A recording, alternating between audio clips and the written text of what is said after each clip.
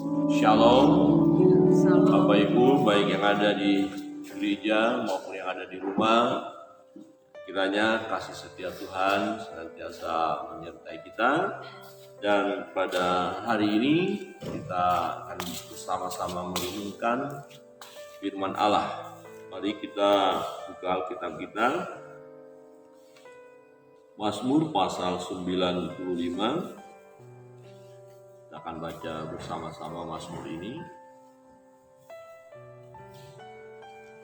Mazmur pasal 95. Kita menemukan firman Tuhan berbunyi demikian. Perikopnya, hormatilah Tuhan dan taatilah. 1, 2, 3. Marilah kita bersorak-sorai untuk Tuhan, bersorak-sorak bagi gunung batu keselamatan kita. Biarlah kita menghadap wajahnya dengan nyanyian syukur, bersorak-sorai baginya dengan nyanyian mazmur. Sebab Tuhan adalah Allah yang besar, dan Raja yang besar mengatasi segala Allah. Bagian-bagian bumi yang paling dalam ada di tangannya, puncak gunung-gunung pun kepunyaannya. Kepunyaannya laut, dialah yang menjadikannya, dan darat, tangannya lah yang membentuknya. Masuklah, marilah kita sujud menyembah, berlutut di hadapan Tuhan yang menjadikan kita. Sebab Dialah Allah kita, dan kitalah umat gembalaannya, dan kawanan domba dengan tangannya. Hari ini, sekiranya kamu mendengar suaranya, janganlah keraskan hatimu seperti di Meriba, seperti pada hari masa di padang gurun. Kalau aku nenek moyangmu mencobai aku, menguji aku, padahal mereka melihat perbuatanku. 40 tahun aku jemu kepada angkatan itu, maka kataku, mereka suatu bangsa yang sesat hati, dan mereka itu tidak mengenal jalanku. Sebab itu aku bersumpah dalam murkaku, mereka akan masuk ke tempat perjanjianku. Amin. Demikian jauh pembacaan firman Tuhan.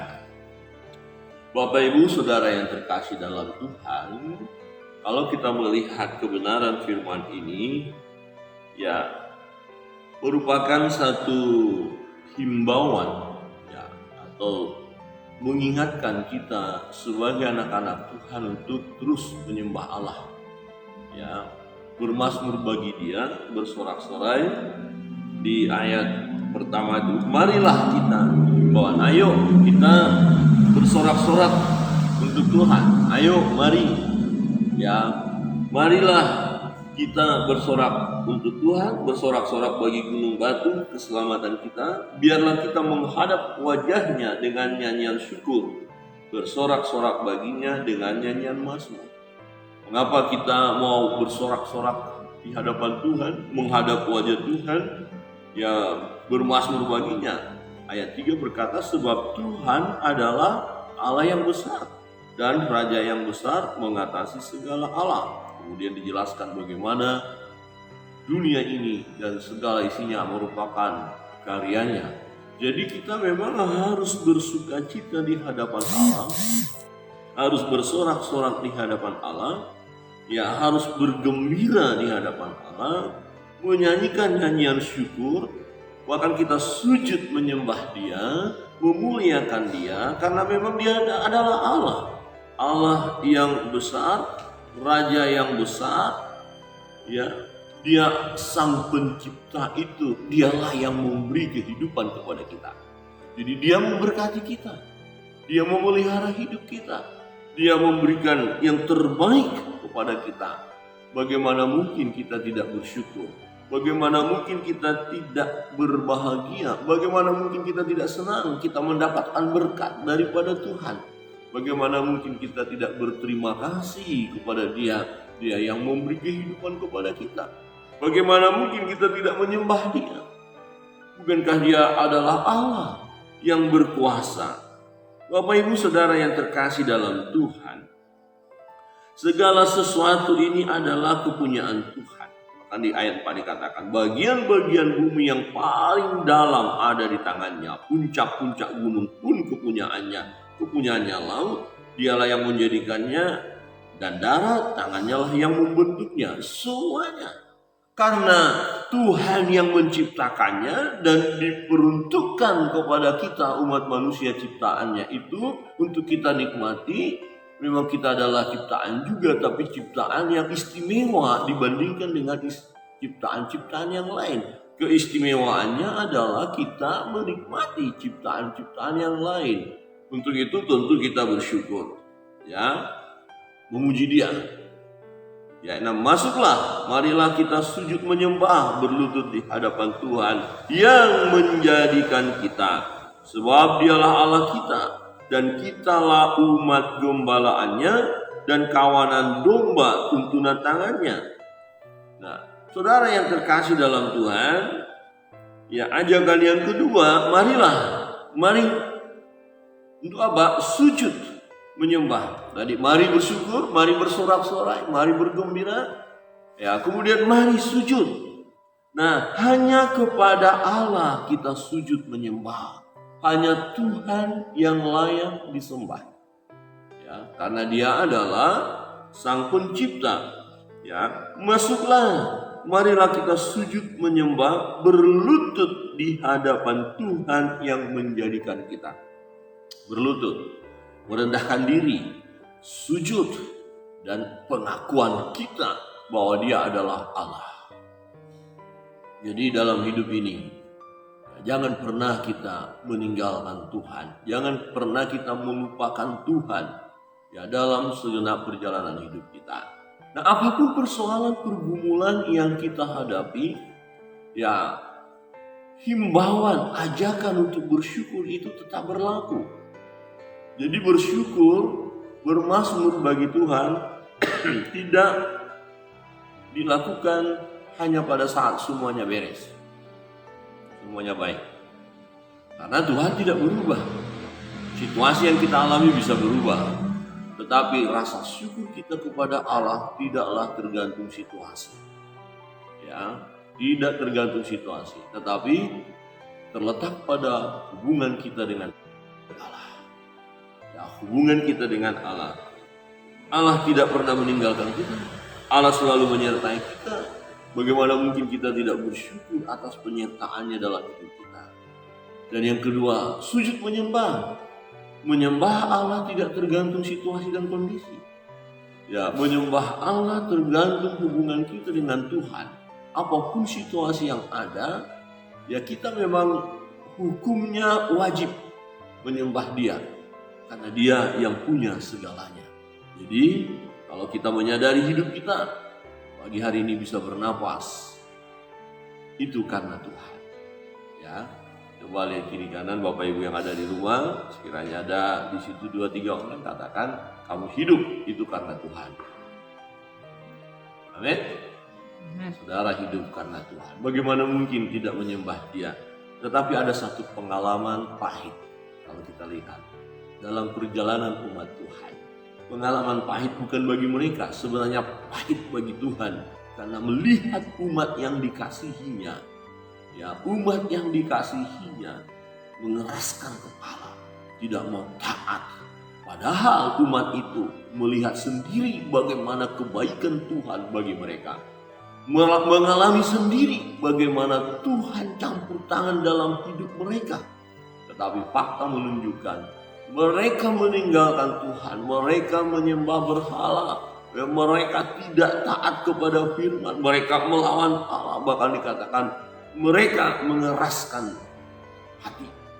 Ya, maka dikatakan di sini peringatan. Pada hari ini sekiranya kamu mendengar suaranya. Ayat 8. Janganlah keraskan hatimu seperti di Meriba, seperti pada hari di masa di padang gurun. Pada waktu nenek moyangmu mencobai aku. Kan? Nenek moyangmu mencobai aku. Mereka suatu bangsa yang sesat hati. Dan mereka itu tidak mengenal jalanku. Sebab itu aku bersumpah. Sebab itu aku bersumpah dalam murkaku mereka takkan masuk ke tempat perhentianku. Ya, sang pemazmur mengangkat.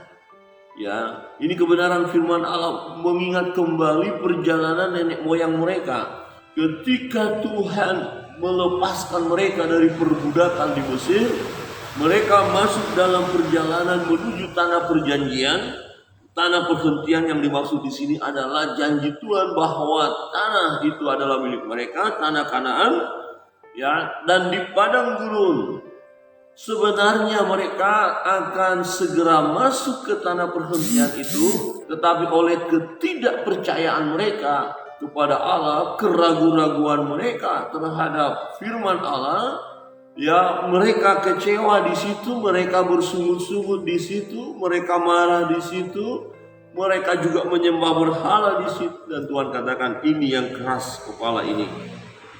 Ya, pada waktu nenek moyangmu mencobai aku, menguji aku, padahal mereka melihat perbuatan tiang awan, tiang api, ya, laut Tiberia terputus, ya, pasukan Firaun di belakang mereka tidak mampu mencapai mereka.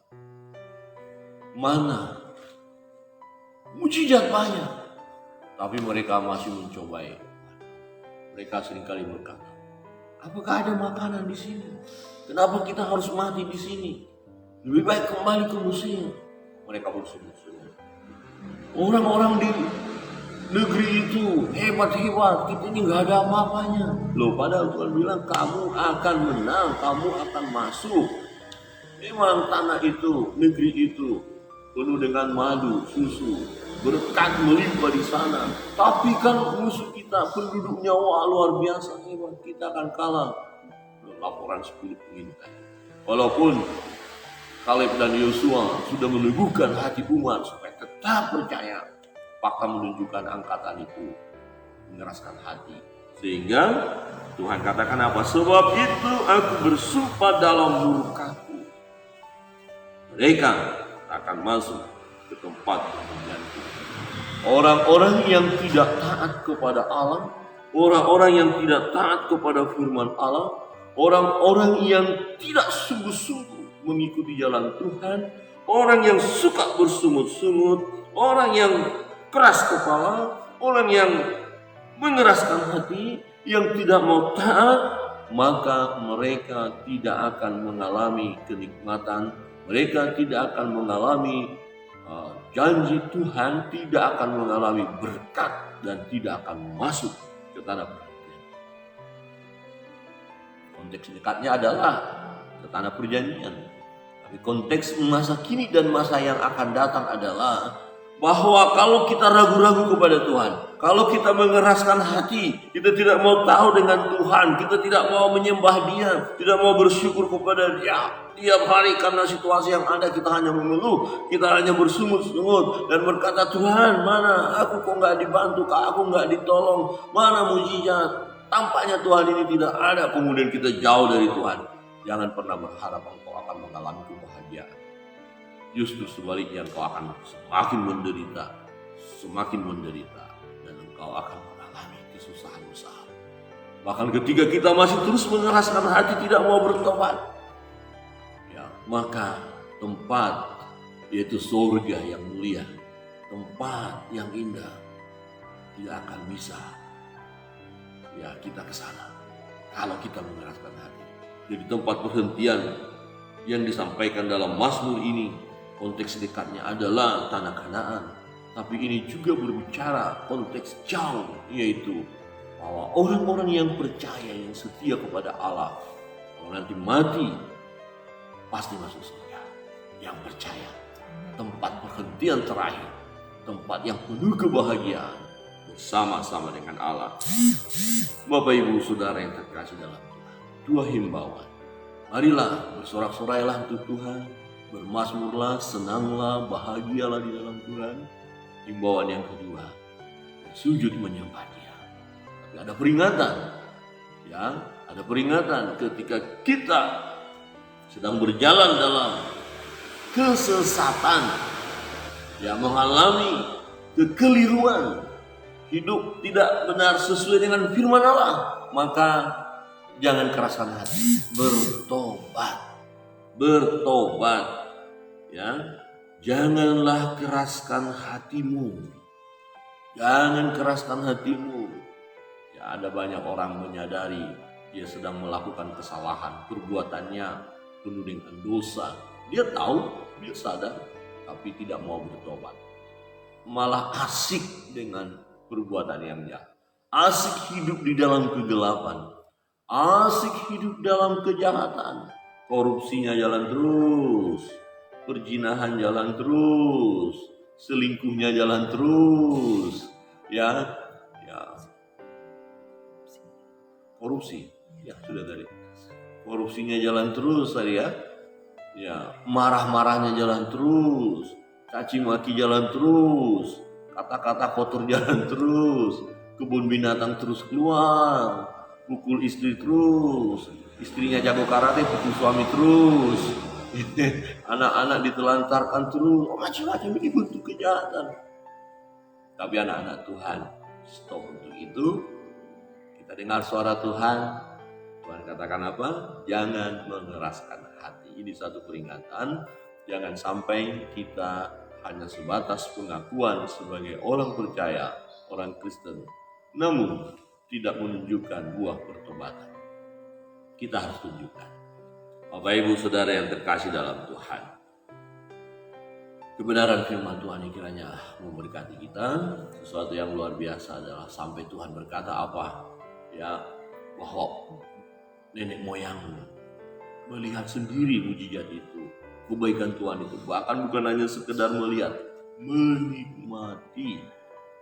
Jadi kalau hidup kita ada sebagaimana adanya saat ini adalah kebaikan Tuhan. Kita nikmati kebaikan Tuhan, kemudian kita berkata, terima kasih Tuhan buat kehidupan ini, dan aku mau sujud menyembah hanya Engkau satu-satunya, Allah Bapa, Anak, dan Roh Kudus, Allah yang kami sembah di dalam nama Yesus Kristus Tuhan. Hanya Engkau, hanya kepadamu-lah kami bersujud, menyembah, memuliakan Engkau. Kami tahu kami hidup oleh karena Engkau. Engkau yang memberikan kehidupan kepada kami. Dan tatkala Engkau mengambil roh daripada kami, ya, tubuh ini akan kembali menjadi tanah, tetapi milikmu kembali kepadamu ya Tuhan. Dan aku yakin dan percaya aku akan bersama-sama dengan Yesus. Bukankah Yesus sudah menyediakan tempat bagi kita? Puji Tuhan, amin. Jangan takut dalam perjalanan hidup ini. Mari kita serahkan hari lepas hari segala perjalanan hidup kita. Jika Bapak Ibu